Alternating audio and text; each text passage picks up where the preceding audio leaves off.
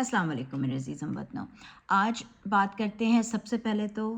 Supreme court का जो फ़ैसला आया, जो नैब के जो कवानीन हैं उनमें जो तरामीम करी थी, जो पीडीएम की हुकूमत आई थी, ये जो 13-14 जमातों की एक मिक्स चार हुकूमत आई, उन्होंने उसमें कुछ तरामीम की थी और उन तरामीम के बारे में वो किस तरह से क्या केस था वो, और वो किस तरह आज सुप्रीम कोर्ट का फ़ैसला, तो उसके बारे में कुछ हक़ाइक़ जो फैक्ट्स हैं वो थोड़े से बताती हूँ आपको, और फिर कुछ थोड़ा सा अपना तज्ज़िया आखिर में बताती हूँ। तो देखिए, नेशनल अकाउंटेबिलिटी ब्यूरो जो है वो फॉर्म हुआ था, उसके जो लॉज़ हैं, उसके जो कानून हैं, नेशनल अकाउंटेबिलिटी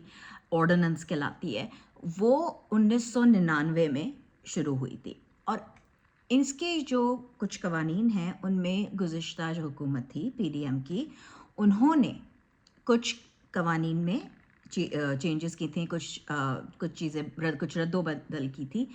जिनके वजह से, जिनकी बिना पे अब हमने देखा कि जरदारी साहब के, शरीफ ख़ानदान के कई केसेस जो हैं वो माफ़ हो गए, कई केसेस जो थे वो ख़त्म हो गए। मरियम बीबी को हमने देखा कि किस तरह से वो अपना आराम से चलती फिर रही हैं, कोई उनको पूछ-गछ नहीं है, कोई वो नहीं है। तो ये भी देखा कि शहबाज शरीफ भी माशाल्लाह आए, उन्होंने हुकूमत की, वज़ीर आज़म रहे, और फिर जैसे ही उनकी मुद्दत ख़त्म हुई तो वो अपने आबाई गांव लंदन एक दफ़ा फिर वापस चले गए कि अब देखिए क्या होता है, इलेक्शंस का तो आएंगे, देखेंगे हुकूमत करने के लिए। लेकिन बहरहाल अब हुआ ये था कि इमरान खान साहब ने इन तरामीम को चैलेंज किया था कि ये जो है ये फुल कोर्ट नहीं था, कोई प्रॉपर फुल हाउस नहीं था पार्लियामेंट का, कोई वो नहीं थी, कोई प्रॉपर अपोजिशन नहीं थी, तो उनका पास होना जो है उसको सुप्रीम कोर्ट में खान साहब ने चैलेंज किया था। तो उसके बाद उस पर फैसला महफूज जो है वो हो चुका था 5 सितंबर को, और वो कल जो है वो चीफ जस्टिस ने उमर अता बंदयाल साहब ने अपने जाते जाते वो उसके बारे में केस सुनाया। अच्छा, अब ये हुआ था कि ये जो अमेंडमेंट्स थी, ये जो तरामीम थी, उनमें ये हुआ था कि ये तो हमको पता ही है कि करप्शन के बड़े बड़े केसेस जो थे वो उनकी इंक्वायरीज जो थी वो रुक गई थी, वो केसेस ख़त्म हुए थे। इनमें से कुछ ऐसे भी केस थे कि जिसमें 50 करोड़ से कम का जो गबन है, या 50 करोड़ से कम की जो चोरी है, वो उस पर कोई केस बनता ही नहीं है। मतलब गरीब मुल्क में मैं क्या कहूँ उसके बारे में, ठीक है। उसके अलावा ये था कि जब नैब का केस आता है, राइट, तो उसके अंदर ये होता है कि जो आपके असासे हैं, चाहे वो बेनामी असासे हों या जो आपके आमदन से ज़्यादा असासे हों, उनके बारे में सवाल उठता है। वो नैब पूछते हैं आपसे कि जब वो केस होता है तो वो प्रोसिक्यूशन जो होती है वो आपसे, जो मुकदमा जिन्होंने दायर किया है, तो वो आपसे, उनके वकील पूछते हैं कि भाई ये असासे किस तरह से आए आपके, क्योंकि ये तो आपके आमदन से ज़्यादा के ज़राए वो है, तो इनके आप क्या ज़राए हैं, ये आप बताइए हमको। तो इन्होंने जो तरमीम की थी उसमें उन्होंने कहा था कि ये बर्डन जो है कि हमको ये प्रूफ करना कि हमारे पास कहाँ से आई है, इसके बजाय जिन्होंने केस किया है, मतलब कि जो प्रोसिक्यूशन है, जिन्होंने मुकदमा दायर करना, जो यूजली स्टेट होती है, जो कि मुल्क की तरफ से ही दायर हुआ होता है, ये नैब की तरफ से हुक्म होता है, तो वो उनको अप्रूव करना पड़ेगा कि आपने एक्चुअली जो है वो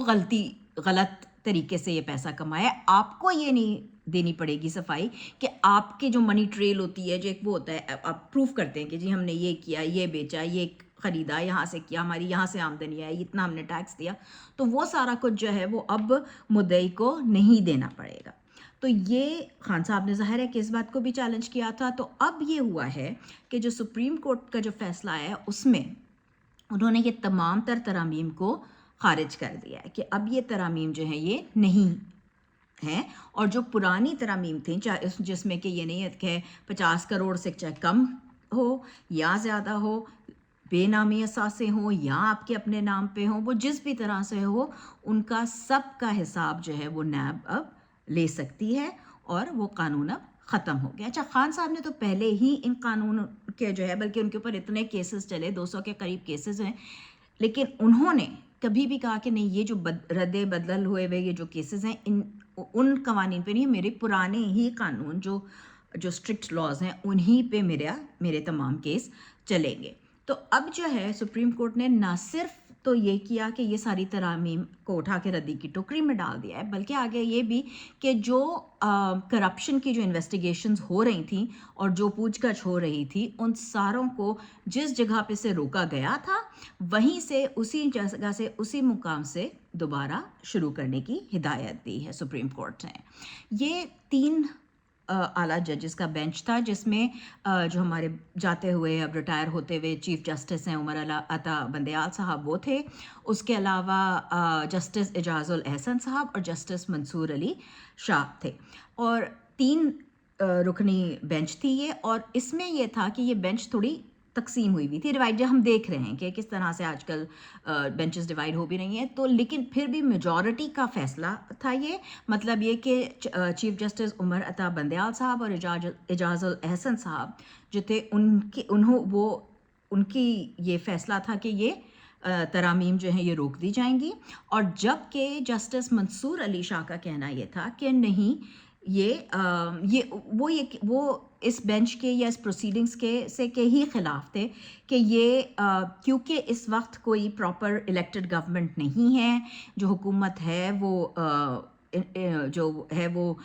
اس وقت خالی اس کام کے لیے آئی ہے کہ وہ الیکشنز کروائے، کیونکہ یہ کام ہے کیئر ٹیکر حکومت ہے، یہ تو نگران سیٹ اپ ہے. تو وہ یہ چاہتے تھے کہ وہ ان کا کہنا یہ تھا کہ یہ اس وقت تک روکا جائے کیس جب تک کہ ایک الیکٹڈ، ایک منتخب کی ہوئی جو عوام کی نمائندہ حکومت نہیں آ جاتی ہے. بہرحال میجورٹی کی وجہ سے یہ کیس ڈیسائیڈ ہو گیا ہے. اچھا، اس کے علاوہ تو وہ مینٹینیبلٹی کو کویسچن کر رہے تھے، لیکن یہ اس طرح سے اس کے باوجود یہ فیصلہ ہو گیا ہے. اچھا، اب کچھ لوگوں نے، میں نے سنا تھا وہ پی ٹی آئی کی اسپیس میں بھی میں نے سنا تھا، اور کچھ لوگوں نے یہ سوال کیا ہے کہ تو کیا یہ چیلنج نہیں ہو سکتا؟ یہ تو یوزولی قانوناً تو یہ ہوتا ہے کہ جو سپریم کورٹ ہوتا ہے وہ کسی بھی ملک میں اعلیٰ ترین عدالت ہوتی ہے، اور سپریم کورٹ کے کیے ہوئے فیصلے کو کسی اور کورٹ میں چیلنج نہیں کیا جاتا. اگر دوبارہ اپریزل کے لیے کہا بھی جائے کیس کو، تو وہ جو بینچ جس نے یہ فیصلہ سنایا ہوتا ہے وہی بینچ ریویو کرتی ہے. تو چیف جسٹس عمر عطا بندیال تو ہو رہے ہیں ریٹائر، باقی 2 لوگ ہیں، لیکن اب یہ کیا ہوتا ہے، کس طرح سے اس فیصلے کے اوپر کچھ رد عمل ہوگا، کس طرح سے کس قسم کی اس کے بارے میں اپریزل کے بارے میں کہا جائے گا، ابھی کچھ کہہ نہیں سکتے. میں نے آپ کو قانوناً آئین کے مطابق کیا ہوتا ہے وہ بتا دیا، لیکن جو کچھ عدلیہ کا نظام ہے جو اس وقت چل رہا ہے وہ بھی آپ کے سامنے ہے. تو بس یہ ہے کہ آگے دیکھتے ہیں کہ آگے آنے والے دنوں میں کیا ہوتا ہے. میرا پرسنلی یہ خیال ہے کہ جو سننے میں آ رہا تھا کہ نواز شریف صاحب دوبارہ لندن سے پاکستان کی طرف آئیں گے، مجھے لگتا نہیں ہے کہ اب دوبارہ شاید اس طرح ہو جائے. اگر یہ چیلنج نہیں ہوتا ہے اور یہ رہتا ہے یہی کورٹ میں فیصلہ، تو پھر تو مشکل ہے، کیونکہ پھر اگر کیسز وہیں سے شروع ہونے ہیں تو میرے خیال میں وہ جو پلیٹلیٹس گرے تھے اور جو علاج ہے وہ بھی ادھر سے دوبارہ شروع ہو جانا ہے. بہرحال دیکھتے ہیں آگے کیا ہوتا ہے. جب تک اپنا خیال رکھیے گا. پاکستان زندہ باد.